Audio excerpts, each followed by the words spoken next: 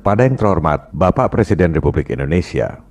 Bersama ini, kami sampaikan pertanyaan terkait pandemi yang sudah begitu banyak membuat rakyat menderita, begitu banyak anggaran yang digelontorkan, tapi tak ada tanda-tanda bahwa program yang dilakukan oleh para pembantu presiden itu efektif mengatasi persoalan.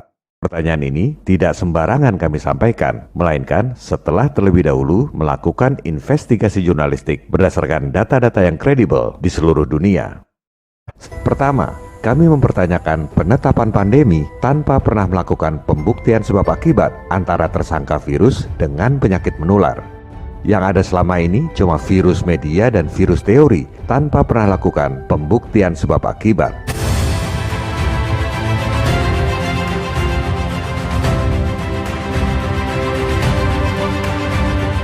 Pertanyaan rakyat yang pertama untuk Presiden tentang penetapan pandemi tanpa pembuktian sebab akibat antara tersangka virus dengan penyakit menular. Mari kita lihat timeline resmi WHO. Tanggal 31 Desember 2019, WHO menerima info berjangkitnya penyakit misterius di Wuhan. 2 minggu kemudian, tanggal 12 Januari 2020, WHO mengklaim sudah berhasil memetakan genetik spesies virus baru. Sudah dikasih nama pula, COVID-19. Penelitian cuma 2 minggu bisa tetapkan pandemi di seluruh dunia. Apa dasarnya?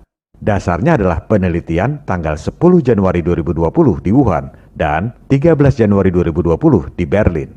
Yang diperiksa cuma 3 sampel, cuma dilakukan PCR test biasa.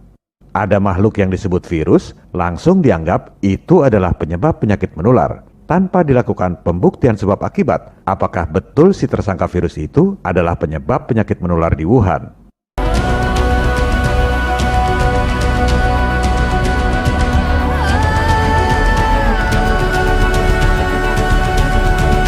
Analogi sederhananya, WHO periksa penyebab kebakaran. Di setiap TKP kebakaran, ada banyak orang pakai baju kuning. Maka orang-orang berbaju kuning itu divonis sebagai penyebab kebakaran. Padahal itu pemadam kebakaran yang sedang memadamkan api. Dan semua media, semua dokter berteriak, "Awas, orang berbaju kuning itu adalah penyebab kebakaran." Dalam sampel pasien itu ada banyak makhluk mikro. Ada jamur, bakteri, sel imun, virus pun ada macam-macam, bukan cuma satu. Seharusnya diteliti dulu makhluk mikro mana yang menyebabkan penyakit menular. Kalau asal comot dan asal tuduh tanpa dilakukan pembuktian sebab akibat, maka indikator tes pasti meleset terus. Yang nggak sakit dibilang sakit karena indikatornya. Dan vaksin sudah pasti salah sasaran. Pandemi tak akan selesai.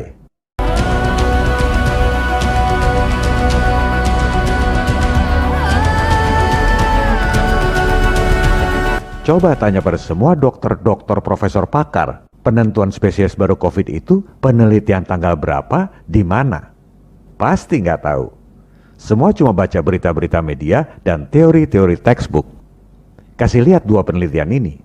Tanya lagi, halaman berapa pembuktian sebab akibatnya? Pasti nggak ada. Modus pandemi seperti ini bukan baru terjadi sekarang, tapi sudah terjadi sejak 37 tahun yang lalu. 99% orang, termasuk para pakar kesehatan, gak ada yang sadar. Yang sadar dan protes hanya yang sekelas pemenang Nobel seperti penemu virus HIV dan penemu PCR. Itulah narasumber kami. Memang sejak zaman AIDS, pandemi ditetapkan tanpa melakukan pembuktian sebab akibat antara si tersangka virus dengan penyakit menular. Jadi ini bukan soal percaya atau tidak percaya, tapi soal dasar ilmiah pembuktian sebab akibat. Karena pondasi pembuktian sebab akibatnya nggak ada, maka seluruh bangunan COVID, masker, lockdown, vaksin nggak ada dasarnya. Oh ya, oh ya, oh ya, bongkar. Oh ya, oh ya, oh ya, bongkar. Oh ya, oh ya, oh ya, bongkar. Oh ya, oh ya, oh ya, bongkar.